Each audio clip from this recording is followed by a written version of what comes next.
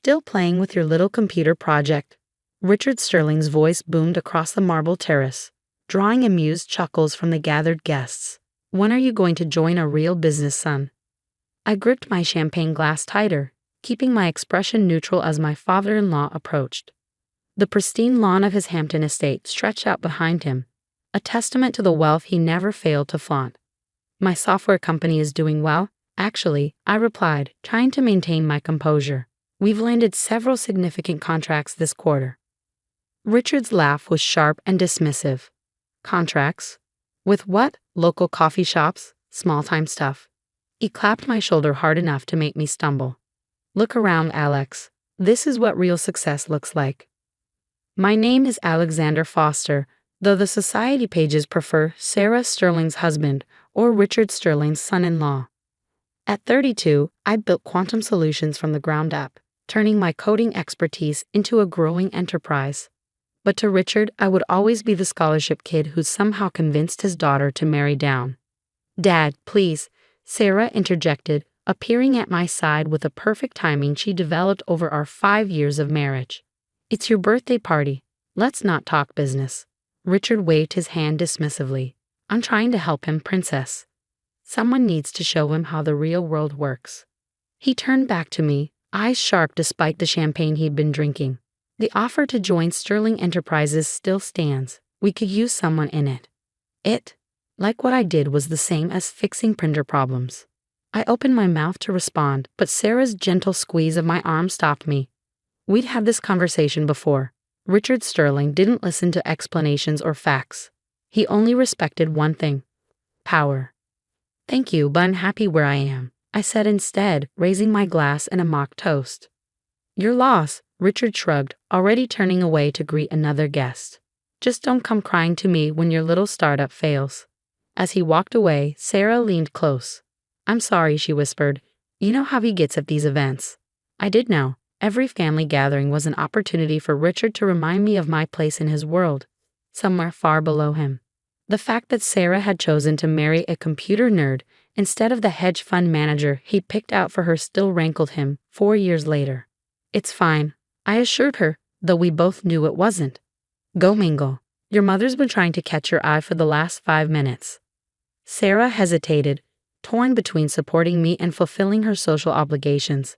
Are you sure? Go, I smiled. I need to check some emails anyway. She kissed my cheek and moved away, instantly transforming into the perfect socialite daughter her parents had raised. I watched her go, marveling at how easily she navigated both worlds, my small but growing tech company and her father's billion-dollar empire. Finding a quiet corner of the terrace, I pulled out my phone. There were several messages from Marcus, my lead developer, all marked urgent. Boss, you need to see this. Google just responded to our proposal. My heart skipped a beat. We'd been in talks with Google's cloud division for months, a potential contract that would change everything. With trembling fingers, I opened the attached document. As I read, the sounds of Richard's lavish party faded away. The contract terms were beyond what we'd hoped for. Google wasn't just interested in our security protocol. They wanted to integrate it across their entire cloud platform. Call me ASAP, I texted Marcus. Seconds later, my phone buzzed. This is real, right? I asked as soon as he picked up. You've verified everything. Triple-checked, Marcus confirmed. Their legal team sent over the preliminary contracts an hour ago. They want to fast-track the integration. Alex, this is big, like really big. I leaned against the terrace railing, letting the cool evening air wash over me. What's the timeline? They want to announce next week. Full press release, joint statement, the works. You'll need to fly out to Mountain View to sign the final papers. Next week? I ran a hand through my hair. That's fast. That's Google, Marcus laughed. When they want something, they move quick. Oh, and there's more.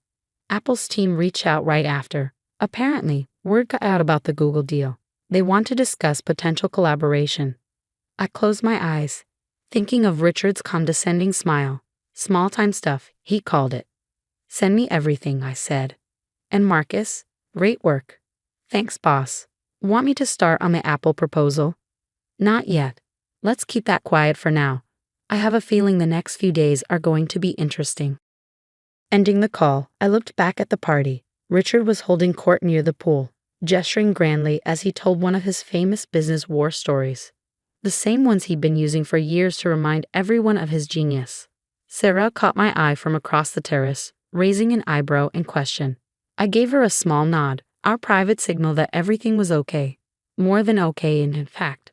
Alex, Richard's voice cut through my thoughts. Stop hiding with your phone and join us. Howard here was just asking about your, what do you call it? App business. Taking a deep breath, I walked over to the group. Howard Turner, another tech-illiterate billionaire, peered at me through expensive glasses. Richard tells me you do something with computers, he said, clearly making an effort to sound interested. Cybersecurity, I corrected politely. We develop advanced protection protocols for cloud-based systems. Ah, Howard nodded, already losing interest. Very modern. Richard laughed. Alex here thinks he's going to revolutionize the industry. Keeps talking about neural networks and artificial intelligence. He turned to me, eyes glinting. How many employees do you have now? 10, 15, 28, I said. We're actually planning to expand soon. 28, Richard announced to the group.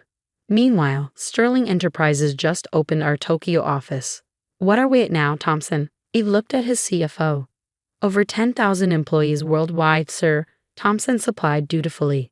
That's real business, Richard declared, raising his glass. Scale, gentlemen. That's what separates the players from the pretenders. The sycophants around him nodded in agreement. I noticed Sarah watching from nearby, her face tight with suppressed anger. She hated when her father did this, but we both knew confronting him would only make things worse. Actually, I said, surprising myself with my calm tone, we're quite happy with our current size. It allows us to stay innovative, adapt quickly to market changes. Richard's smile turned patronizing. Of course.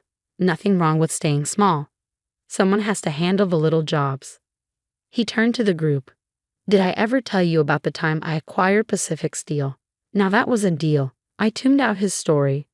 I'd heard it at least a dozen times before, and checked my phone again.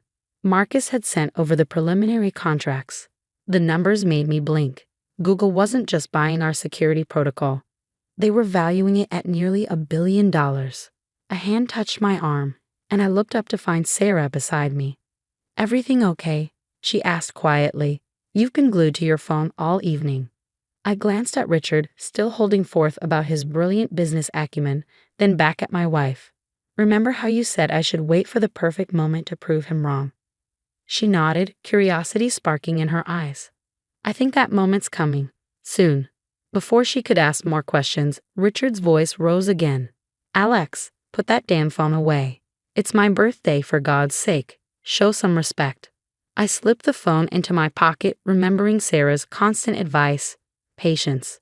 The right moment would come. The next few days passed in a blur of preparations. While Richard's birthday celebration dominated the social pages, Tech Titan's magnificent milestone, my team and I worked around the clock finalizing details with Google's legal team. Sarah knew something was happening but didn't press for details. She understood the importance of timing, especially when it came to her father. Just promise me you'll record his reaction, she said one evening as we got ready for bed. Whatever it is you're planning. I kissed her forehead. You'll have a front row seat. The following Wednesday, Richard summoned us to a family dinner at his penthouse. These dinners were regular events, opportunities for him to remind everyone of their place in his carefully ordered world. Bring your appetite, he texted. And Alex, try to dress appropriately this time, no startup casual. Sarah rolled her eyes when I showed her the message. One of these days he's going to realize that Mark Zuckerberg changed the rules about business attire. I adjusted my tie, Hermes, a gift from Sarah, and smiled. Maybe sooner than he thinks. The elevator ride to Richard's penthouse was silent, both of us lost in our own thoughts. Sarah was worrying her lower lip, a sure sign she was nervous about something. What is it? I asked. She sighed. Dad's been meeting with venture capitalists lately. I overheard Mom talking about it. I think he's planning to launch his own tech division. I raised an eyebrow. Really? He keeps talking about showing these Silicon Valley upstarts how real business is done. She touched my arm. Just be careful, okay? When Dad feels threatened, he can be ruthless. I covered her hand with mine. Trust me. The doors opened directly into Richard's magnificent foyer, where Thompson, ever the loyal CFO, was waiting to greet us. Miss Sarah, Mr. Foster, he nodded. Mr. Sterling is in his study. He'd like a word with Alex before dinner. Sarah squeezed my hand before heading toward the dining room. I followed Thompson down the hallway, each step muffled by priceless Persian carpets. Richard's study was designed to intimidate, all dark wood and leather, with floor-to-ceiling windows overlooking the city he considered his personal kingdom. He stood at the window, silhouetted against the sunset, deliberately making me wait. Alex, he finally said, not turning around. Have a seat. I remained standing. You wanted to see me. He turned then, a familiar smirk playing at his lips. I've been thinking about your situation. Thompson, give us the room. Once we were alone, Richard settled into his leather chair, steepling his fingers. I'm going to make you an offer, Alex. A generous one, considering the circumstances. Oh. He pushed a folder across his desk. Sterling Enterprises is launching a new division, Sterling Tech. We're acquiring promising startups, building a real presence in the digital space. His emphasis on real was unmistakable. I'm prepared to offer you a position as a junior VP, and we'll absorb whatever assets your little company has. I didn't touch the folder. And if I'm not interested? Richard's smile turned cold. Then you should know I've been talking to some very interesting people. People who might be willing to compete directly with whatever services you're offering. With proper funding, of course. Are you threatening me? Threatening, he laughed. No, just having a father-son chat. Looking out for your best interests. He leaned forward. The tech world isn't like other businesses, Alex. It's cutthroat. A small operation like yours. Well, accidents happen. Systems fail. Clients lose confidence. I felt a surge of anger but kept my voice steady. I'll think about it. Don't think too long, Richard warned. This offer expires in 48 hours. He stood, straightening his custom suit. Now let's join the ladies for dinner. And Alex? His eyes glittered. Not a word of this to Sarah. She doesn't understand real business. I followed him to the dining room, where Sarah and her mother were already seated. Eleanor Sterling looked up from her perfectly arranged place setting, her smile as artificial as the flowers in the centerpiece. Alex, darling, she cooed. Sarah tells me your little company is doing well. Very well, I replied, taking my seat. In fact, I have some news to share. Richard's hand tightened on his wine glass. Perhaps business can wait until after dinner? Actually, I said, pulling out my phone, this can't wait. The press release goes live in about 3 minutes. Sarah sat up straighter, her eyes sparkling with anticipation. Even Eleanor looked curious. Press release? Richard scoffed. What could possibly? He was cut off by the simultaneous chiming of phones around the table. Sarah was the first to read it, her face breaking into a radiant smile. Google acquires quantum solution security protocol in billion-dollar deal, she read aloud. Pioneering AI-driven security system to be implemented across Google Cloud platform. Richard's face went pale. What? There's more, Sarah continued, her voice growing stronger. Deal includes exclusive partnership for future development, with Quantum Solutions CEO Alexander Foster joining Google's advisory board. Eleanor's phone slipped from her fingers, clattering against fine china. Richard grabbed his own device, fingers trembling as he pulled up the announcement. This is impossible, he stammered. You're nothing but a small-time operation. I corrected him. We've actually been anything but small-time for a while now. Our client list includes some names you might recognize. I started counting off on my fingers. Microsoft, Oracle, IBM. Oh, and Apple just reached out this morning.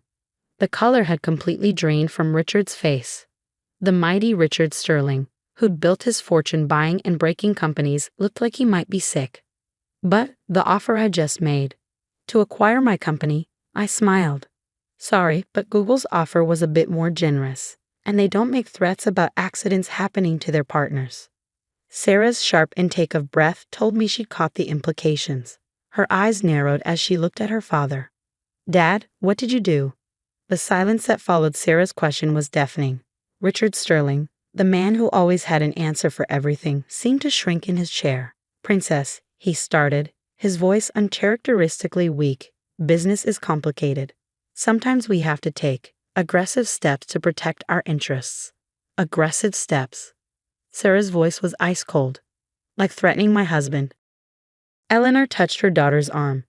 "Sarah, dear, perhaps we should." "No, Mom." Sarah shrugged off her mother's hand.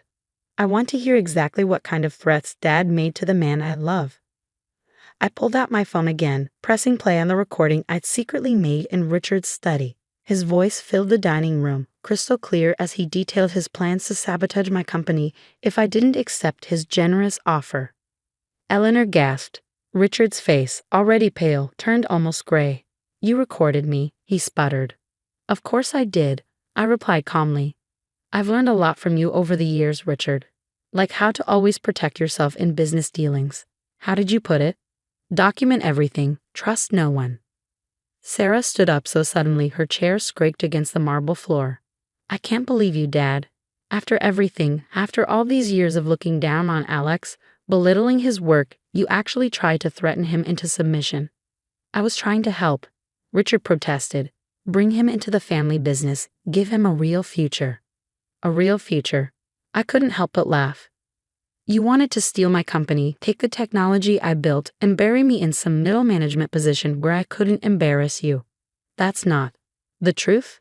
I cut him off. "Let's talk truth, Richard. You spent years treating me like I was beneath you, like my work wasn't real business. But while you were busy mocking my little computer project, I was building something revolutionary, something Google values at over $1 billion. Thompson, who had been hovering near the door, made a choking sound. Richard shot him a venomous look. "Get out," he snapped at his CFO. "And if I hear one word of this conversation." "Actually," I interrupted, "Thompson should stay. He'll want to hear this next part." I pulled up another document on my phone, sliding it across the table. Thompson picked it up, his professional mask cracking as he read. "Sir," he said, voice shaking, "you should see this." Richard snatched the phone, his eyes scanning rapidly. "What is this?" "A list of companies looking to integrate our security protocol," I said. "Notice anything interesting about the third one down?" His face went from gray to red. "Sterling Enterprises, that's impossible. We never." "Your Tokyo office reached out last month," I explained. "They've been having some security issues, data breaches, system vulnerabilities, things that could be very embarrassing if they became public." Richard slammed the phone down. "You're bluffing." "Am I?" I pulled up another email. "This is from your head of Asia operations. Should I read it aloud? The part where he details exactly how vulnerable your systems are?" "Enough," Richard roared, standing up. "I won't be threatened in my own home." "Threatened?" I kept my voice calm. "I'm just having a father-son chat, looking out for your best interests." Sarah made a sound somewhere between a laugh and a sob. Eleanor was clutching her pearls, looking faint. "What do you want?" Richard asked, deflating slightly. "Want? I don't want anything from you, Richard. I never did. All I wanted was respect, not for your money or your connections, but for what I built on my home." I stood up, straightening my tie. "The Google deal goes public tomorrow morning. I'm sure the press will be very interested in what the great Richard Sterling thinks about his son-in-law's success. Especially given how vocal you've been about my, what did you call it? Amateur operation. You wouldn't dare embarrass the family like that." Eleanor finally found her voice. "No," Sarah said firmly, moving to stand beside me. "Dad embarrassed the family when he tried to destroy Alex's company, when he chose his ego over his daughter's happiness." Richard sank back into his chair, looking suddenly old. "Sarah, princess." "Don't princess me," she cut him off. "I'm not your perfect little socialite anymore. I'm a grown woman who's watched her husband build something amazing while her father did everything he could to tear him down." The next hour was a blur of accusations, revelations, and long-buried truths finally coming to light. Sarah confronted years of her father's manipulation. Eleanor alternated between defending her husband and begging everyone to think of the family's reputation. Thompson quietly excused himself, probably already updating his resume. Finally, exhausted, Richard looked at me with something like respect in his eyes. You outplayed me, he admitted. This wasn't a game to me, I replied. This was my life's work. Something you might have known if you ever bothered to really look at what I was building instead of just dismissing it. He nodded slowly. And now? What happens next? That depends on you, I said. Google wants to announce the partnership at a press conference next week. They're expecting the whole family to be there, showing support. Can you do that, Richard? Can you stand up in front of the cameras and admit that your son-in-law built something worthwhile? He flinched at my tone but held my gaze. Yes, he said finally. I can do that. Sarah squeezed my hand. And after, I said, we all learned to be a real family, one built on respect, not power plays and manipulation. The next week was a whirlwind of preparations. The press conference was scheduled for Thursday morning at Google's New York office. Marketing teams from both companies worked around the clock to coordinate the announcement. And through it all, Richard Sterling was uncharacteristically quiet. The morning of the press conference, I found him waiting in the hotel lobby, impeccably dressed as always but somehow diminished. Alex, he said as I approached. Do you have a moment? I checked my watch. We need to leave in 20 minutes. He nodded, gesturing to a quiet corner. I've been doing some thinking this past week. About business, about family, about what really matters. And I was wrong. The words seemed to physically pain him. Not just about your company, but about you. I was so focused on what I thought success should look like that I couldn't see it taking a different form. I studied him carefully, looking for signs of manipulation. Why are you telling me this now? He sighed, running a hand through his silver hair. Because in an hour, I have to stand up in front of the world and acknowledge that my son-in-law is a brilliant businessman. And I wanted you to know that I mean every word I'm going to say. Before I could respond, Sarah appeared, stunning in a navy blue suit. Ready? Richard straightened his tie. Ready. The press conference went better than anyone could have expected. Richard played his part perfectly, praising my innovation and vision. When a reporter asked about his previous dismissal of tech startups, he even managed a self-deprecating laugh. I've learned that success doesn't always wear a three-piece suit, he said, drawing chuckles from the crowd. Sometimes it comes in the form of brilliant young minds who see possibilities that old titans like me might miss. The photos from that day would become family legends. Richard Sterling standing proudly beside me as Google's executives detailed the historic partnership. Sarah beaming at both of us, even Eleanor managing to look genuinely pleased. But the real change came in the months that followed.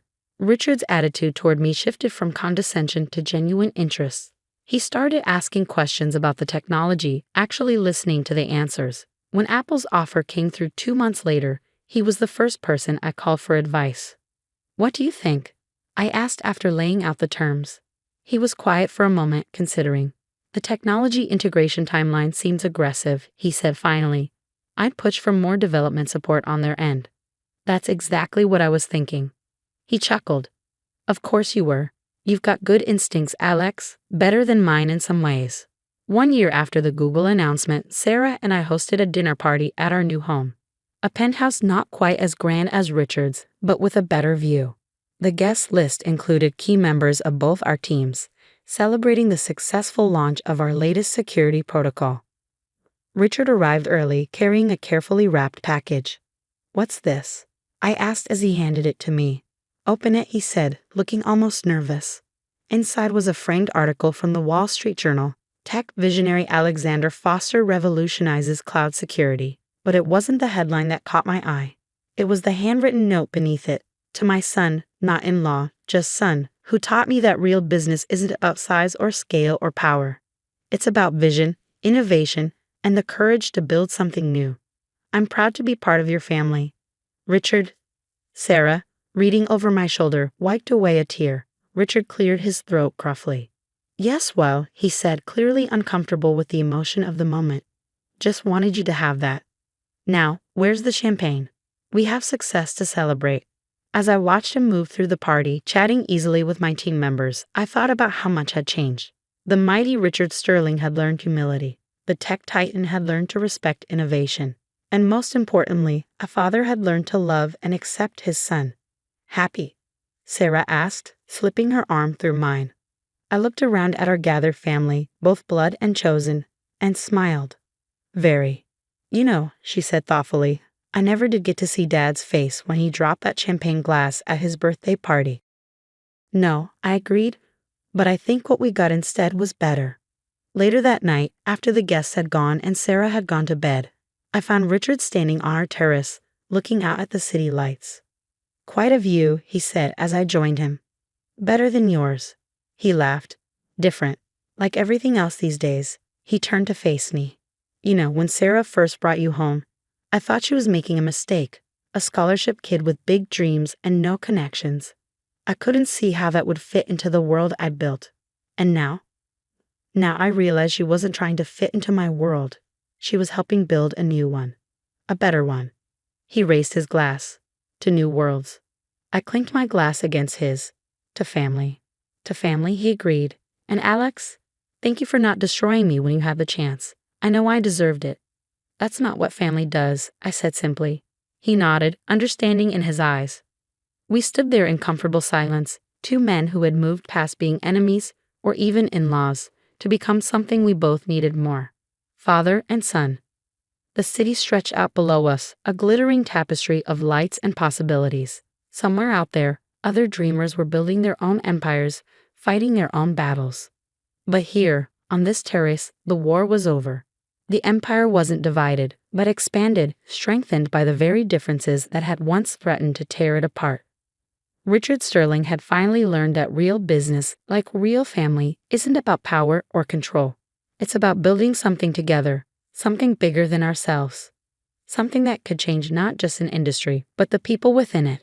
And that, as it turned out, was the greatest success of all.